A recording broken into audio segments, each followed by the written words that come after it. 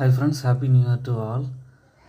இந்த நியூ இயரில் some investment resolution வச்சுக்கோங்க. ஃபஸ்ட்டு வந்து சேவிங்ஸ்.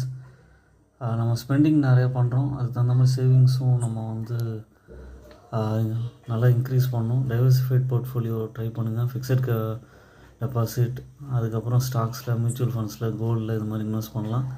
அதுக்கப்புறம் ட்ராக் யுவர் ஸ்பெண்டிங்ஸை வந்து கரெக்டாக ட்ராக் பண்ணி அளவாக ஸ்பெண்ட் பண்ண ட்ரை பண்ணுங்கள். தேர்டாக வந்து இன்வெஸ்ட்மெண்ட் ஸ்ட்ராட்டஜிஸ் வச்சுக்கோங்க. ஃபோர்த் வந்து எமர்ஜென்சி ஃபண்ட் வச்சுங்க.